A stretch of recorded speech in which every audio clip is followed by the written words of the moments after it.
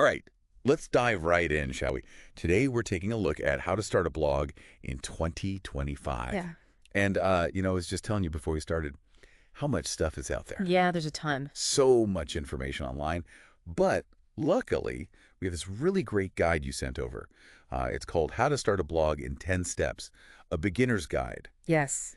And it is so practical. So we are going to sift through all the noise out there, take a look at this really in-depth guide, That's right. and pull out the most important things for our listeners. Mm-hmm. So, are you ready to cut through the noise? I'm so ready. All right, let's do it. Yeah. So is blogging even relevant anymore? I mean, it's 2025. There are so many blogs out there already. Right. Everyone's making videos. Everyone's on social media. Well, and that's one of the things that this guide actually addresses head on right up front. Right. Is it even worth it? Can you actually make money from it? Yeah. Like, how do you even get started? Yeah. And, I mean, how do you stand out when there are already, like, over 600 million blogs out there? Yeah. It's crazy. Okay, so let's start with the basics. This guide, as we said, lays out 10 steps to get started. Right. But let's talk about picking a niche. Okay. It has to be something you're passionate about, right? Well, yeah, it definitely should be something that you are at least interested in, but you also have to think about profitability. Oh, interesting. And the guide actually uses a great example. It compares vegan recipes Okay. versus paleo recipes. Interesting. And you can actually go on Google Trends, look at the search volume for those two, and there is way more demand for vegan recipes. So use data to inform your passion. Yes, exactly. I like it. Now, here's something that really surprised me. Okay. The guide actually says, don't pick your domain name right away. Interesting. Why wait? Well, it makes sense when you think about it. Your domain name is the address of your blog, right? So it makes sense to nail down the content before you commit to that name because it should accurately reflect what's inside. Oh, I see what you're saying. Yeah. That is super smart. So once you have your niche figured out, Right. then you can go get your domain name. Exactly. Okay, so niche, check. Mhm. Now we need content. Right. The guide talks about, brainstorming ideas, writing really engaging posts, Mm-hmm. and it even mentions something called the topic cluster model. Oh, Yes. What is that? It's like if you think of your central topic as the star, Okay. and then you create these interconnected posts around it, like planets. Oh, wow. So it helps the search engines understand the depth of your knowledge on that central topic. So are we talking about SEO here? Yeah, exactly. That's what it all comes back to. So SEO is all about making sure your blog shows up when people search for those related topics online. Yes, Yeah. exactly. Okay. Cool, and that's where keyword research comes in. And the guide uses, again, a great example, a carrot cake recipe. Let's say you want to write about that. Oh. You wouldn't just throw in carrot cake randomly throughout your post. Right. You would actually look at what people are searching for. Oh, so I'd look at what people are actually typing into Google. Yeah. Like maybe they're looking for vegan carrot cake or gluten-free carrot cake. Mhm. So you want to make sure you're using those keywords Okay. and that your post actually answers those questions. Oh, that makes total sense. Yeah. So it's not just about, like, sprinkling in keywords. No. It's about really understanding what people are looking for. Yes, exactly. You want to understand what's already working and then create something that's even better. So kind of mirror what's already out there, but make it better. Right. Okay, I like it. Now, this next one kind of blew my mind. AI content generators. Oh, yeah. The guide mentions these. Are they going to take over the blogging world? Well, it is interesting. AI is a tool that can help. I don't know if it's going to take over, but it can help us. Well, the guide definitely seems to think AI is here to stay in the blogging world. Yeah. So what can AI actually do for us? It can help you come up with titles, like for your blog posts. Okay. It can write meta descriptions, which are those little snippets that show up under your title in the search results. Oh. And it can even do some proofreading for you. No, it's like a digital assistant for your blog. Exactly. That's pretty cool. But is it going to, like, replace human creativity? Well, no. Think of it like this, okay? AI is like having a sous chef in your kitchen. I love this analogy. Right. It can help you chop veggies, prep your ingredients, but you're still the head chef. Right. You call the shots and you add that special human touch. I love it. So the guide is basically saying, even if you use AI, you still got to heavily edit. You still have to fact check and make sure your personality comes through. Absolutely. No one wants to read a blog post that sounds like a robot wrote it, you know? Right. So how do you find that balance? Like using the efficiency of AI, but making sure your voice still comes through. Right. And that's kind of the art of it, I think. It's Yeah. really learning the tools and what they can do well, and then understanding what you need to do as a human to bring it all together. Right. That makes sense. Yeah. Well, we've covered a lot of ground already. I mean, Yeah. we've talked about picking your niche, Yeah.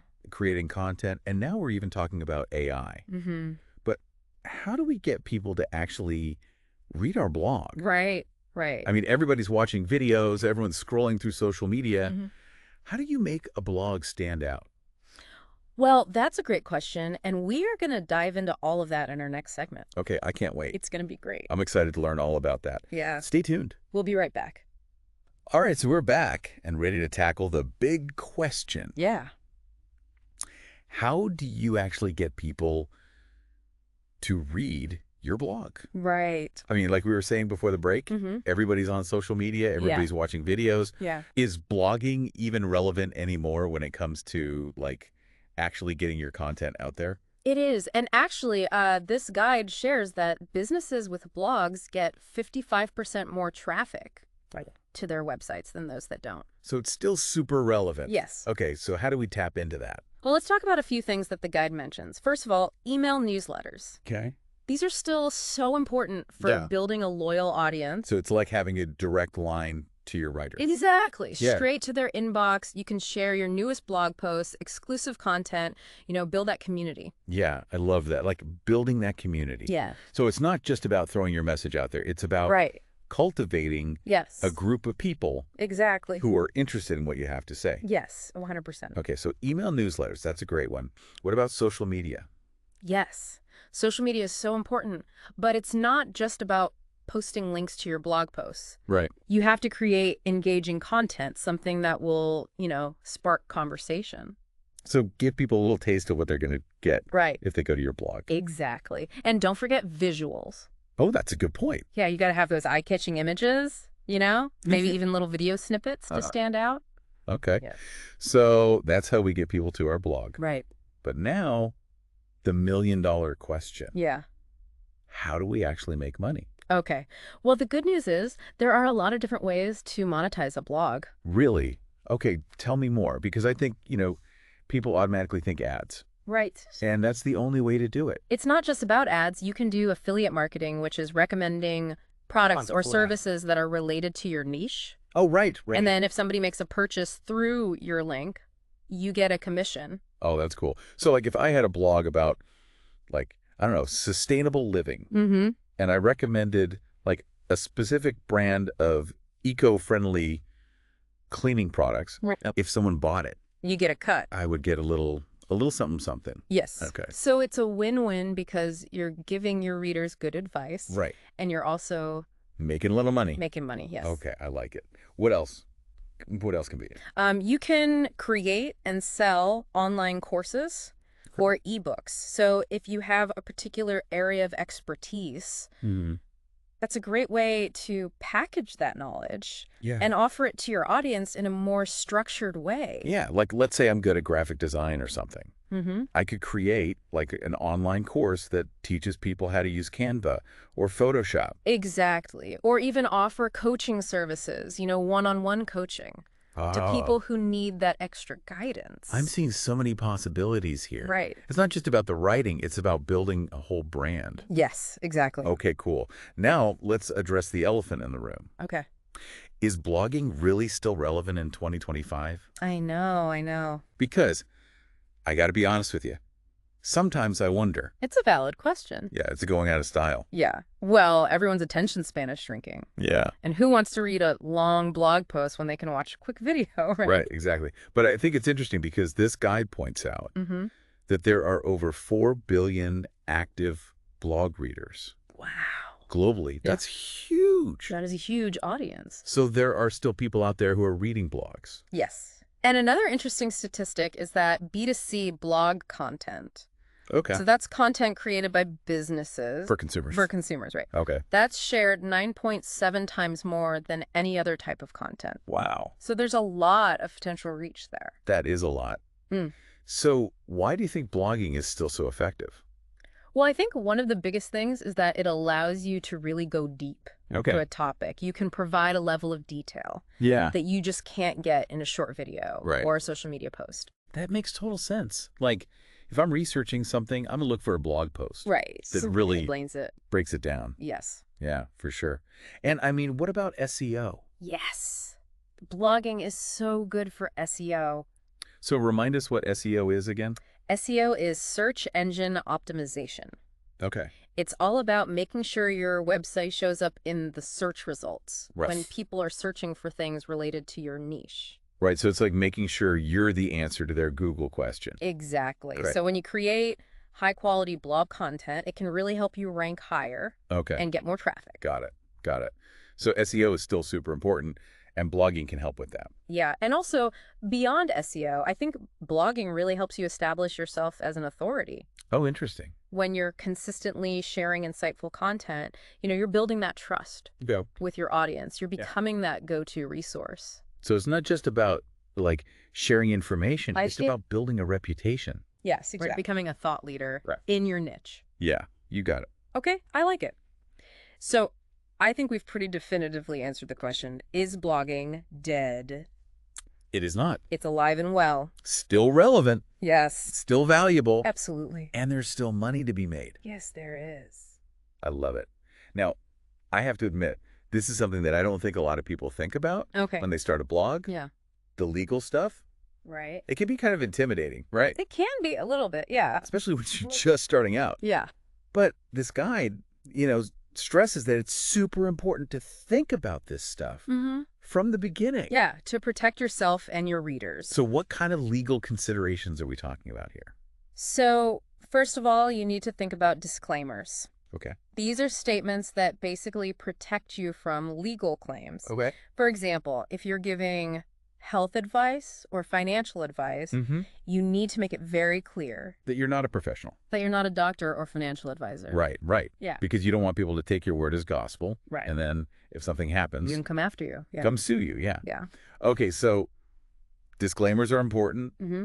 What else? Privacy policies. So this outlines how you collect, use, and protect Okay. your readers' personal information. Right. That makes sense. Especially important if you're collecting email addresses or using cookies on your website. So it's about being transparent Yes.